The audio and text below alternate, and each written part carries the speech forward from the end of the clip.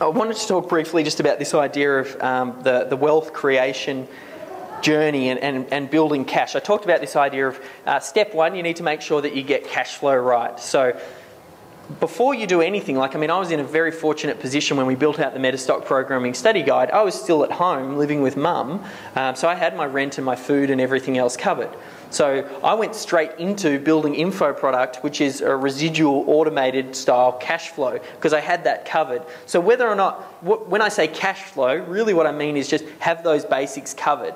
You need to focus your attention there till it's sorted. So whether or not you need to get a job, Gary Vaynerchuk, great book called Crush It, he talks about this idea of, if you need to go work in a supermarket shelf stacking for $10 an hour, where you work from 9 to 5, and then everything outside of that is free time where you can work on your entrepreneurial endeavours, then do that. Do whatever it takes to get that sorted. Then you want to the next step, once you get that cash flow sorted, I'm all about building your own business. So if you can build your own business that gets that cash flow sorted, that's where I'd focus. Then the next step, I would look to automate your core processes.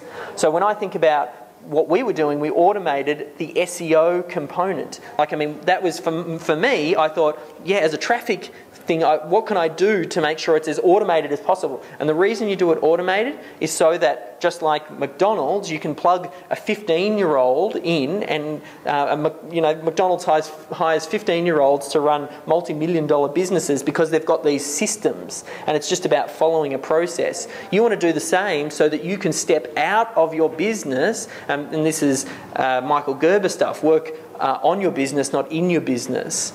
And that's really what I'm talking about for automating that core cash flow.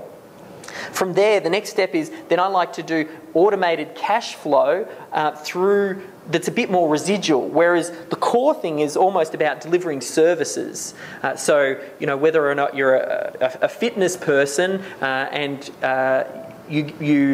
the way that you might automate the fitness thing, you might create some processes, and then you can get other fitness trainers in to do the fitness training for you. That's how you do that. Then the next step might be, okay, well, maybe I'm going to create a set of DVDs of one of the people running these little fitness sessions, rock hard abs in 30 days or less or something like that, and come out with a DVD or something like that, and a suite of products that can then supplement what it is that you're doing. And it's almost like you start to shift into an info product business. And granted, you need to take everything I say with a grain of salt, and I don't know if you've heard the saying, if you're holding a hammer, everything looks like a nail. For me, info products is where I started, and that's just worked incredibly well for me. You might do a slight mix on this, but if this resonates with you, then it might be worth trying something. So that's, once you start to get that automated cash flow, then you want to invest that into assets. Now, start off firstly focusing, building your assets for business assets.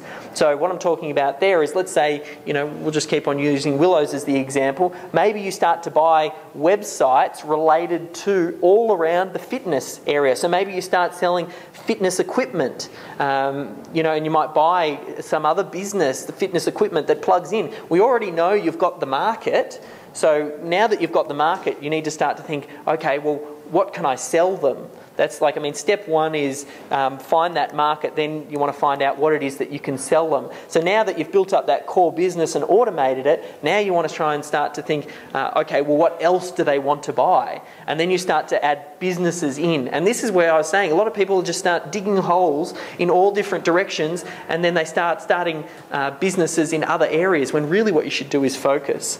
And then after that, then you start to acquire business in other, assets in other classes. So, to get wealthy, you need to invest in real estate, you need to invest in trading, and you should also look at business as well. So business is usually where I like to start, because you generate cash flow, and then I like to funnel that money into real estate and trading, which is more of I don't use those asset classes for cash flow, I use them for capital growth. So to make sure that your cash grows, but I'm not looking at drawing money from it to make sure that I cover my day-to-day expenses. I think the reason business is the best place to start is because you get the best leverage. You get you. You can put more of you into it, and that's where you'll get the most money back. Whereas it's a little bit harder in something like Well, you can. Like, I mean, for real estate, some people do it for cash flow. They might renovate a house or something like that. So they do the house up and then sell it. But the problem with that is I still feel like it's a big capital event. It's not consistent income, and it's about building that consistent income.